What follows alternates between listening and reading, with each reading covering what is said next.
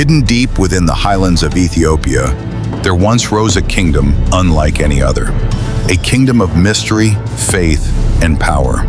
A dynasty whose kings built churches carved from living rock, and whose story has been buried beneath centuries of silence. This is the story of the Zagwe, the rulers who shaped Ethiopia's soul and dared to defy the sands of time. Who were the Zagwe?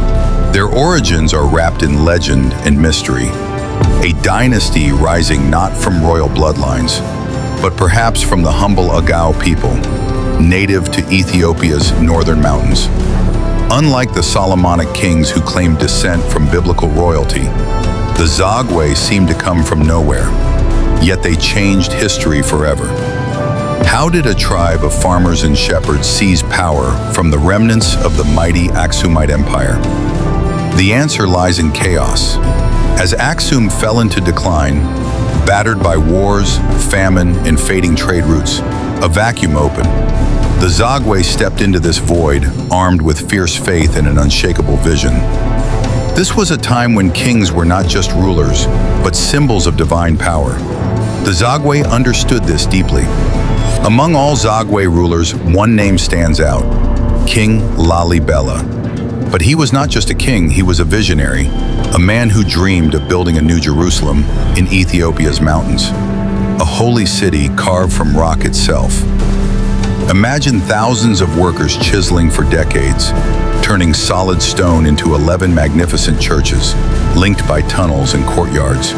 Churches shaped like crosses, sanctuaries echoing with ancient prayers. Lalibela's creation was a bold declaration. Ethiopia could rival the spiritual centers of the world, even Jerusalem itself. But Lalibela's story is not just about architecture. It is a tale of deep faith, political struggle, and a king's desire to unite his people under one sacred banner. The Zagwe dynasty wove faith into the very fabric of Ethiopian society. Ethiopian Orthodox Christianity flourished under their reign, shaping culture, art, and law. The church was the heart of the kingdom, and the kings were its guardians. Monks labored day and night, preserving ancient texts in the Ge'ez language, a sacred tongue echoing Ethiopia's oldest prayers. Rituals, festivals, and pilgrimages became the rhythm of life. Their unique Christian traditions distinguished Ethiopia from the rest of the world, a spiritual fortress amidst changing times.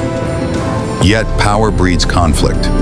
The Zagwe were constantly challenged by rival nobles claiming the Solomonic line, by internal unrest, and by external threats.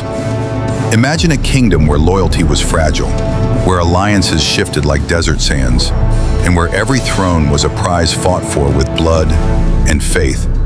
The Zagwe kings faced conspiracies and battles, trying desperately to hold on to their divine mandate. The final act came in the 1270s, when Yakuno Amlak, a Solomonic prince, rallied support to reclaim the throne. Declaring himself the rightful heir by divine right, he overthrew the Zagwe dynasty, restoring the ancient Solomonic line. The Zagwe kings were pushed into the shadows, their history nearly erased by victors seeking to rewrite the story. But no conqueror could erase the rock-hewn churches, silent witnesses carved into the Ethiopian earth, whispering the Zagwe's enduring spirit.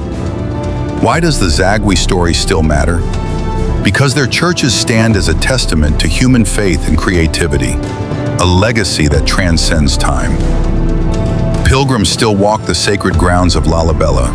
Tourists marvel at the architectural wonder, and historians uncover layers of Ethiopian identity shaped by these forgotten kings. The Zagwe remind us that history isn't just about who wins. It's about who builds, who believes, and who leaves a mark that no time can erase. Next time you hear Zagwe, think of a kingdom carved from stone and spirit, a story of resilience echoing through the ages. Thank you for joining me on this journey into Ethiopia's forgotten kingdom. If you love diving into history's mysteries, please like, subscribe, and hit the bell so you never miss a story that brings the past alive. Remember, history is more than dates and kings. It's the heartbeat of our future.